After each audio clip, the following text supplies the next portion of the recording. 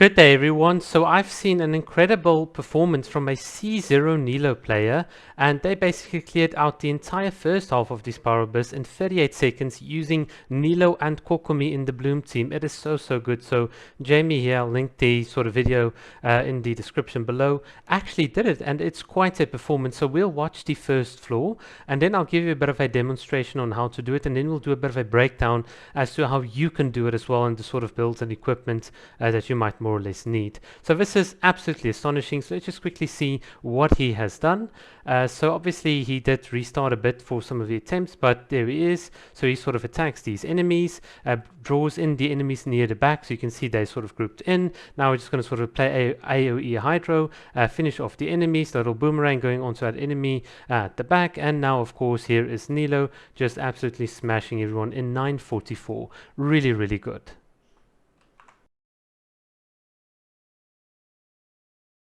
In order to pull off this sort of feat, you would need a lot of elemental mastery on Kokomi as well as the sacrificial weapons. So you can see if this is more or less the Kokomi build that I've used. So anything between 6 to 700 EM would be fine.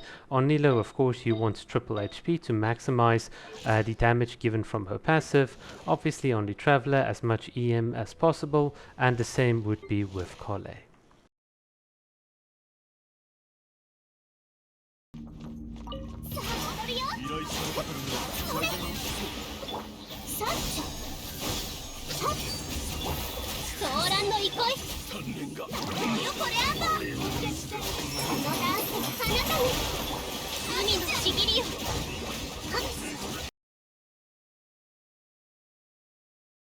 Alright everyone, so we are here in the frame counting software, and let me sort of take you through how to do this. So initially you would want more or less this lineup. Of course you can change the order to suit your preferences, but of course Nilou must be the starting character. So the moment you click the challenge icon to begin, what you should do is you should immediately press your E button and then dash cancel out of it. So this is just an animation cancel, and as you can see Nilou has one stack.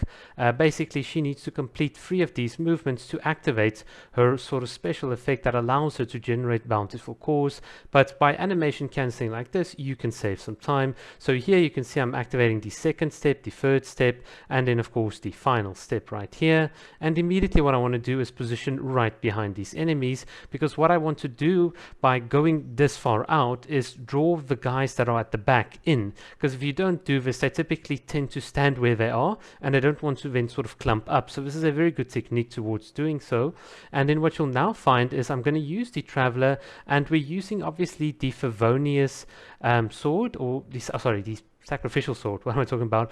And the sacrificial sword here will give us 2 instances of applying Dendro to all the enemies. And what you'll notice is I'm dashing towards the enemy, so I'm applying Dendro and then I'm sort of dashing and applying Hydro again to all the enemies. So I want to try and trigger some of these bountiful cores. You can see I've already got 3 on the field to try and just take out those enemies right there at the back.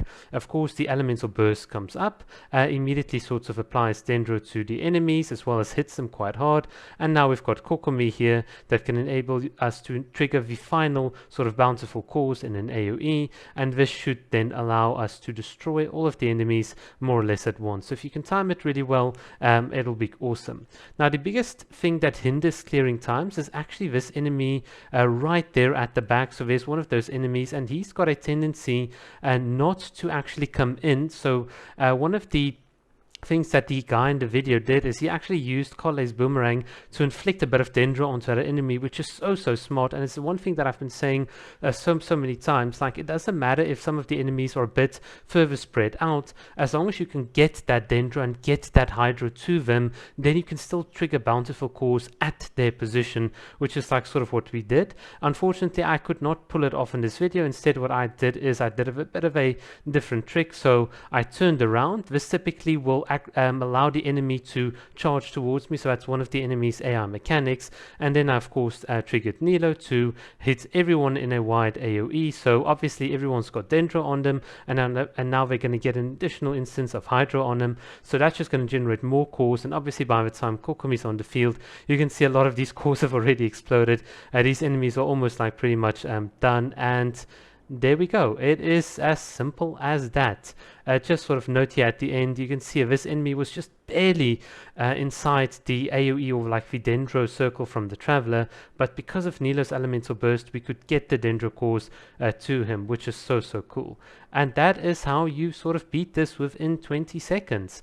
It is pretty fun and so on. So do try it out and let me know what you guys think. Thanks for watching. Cheers.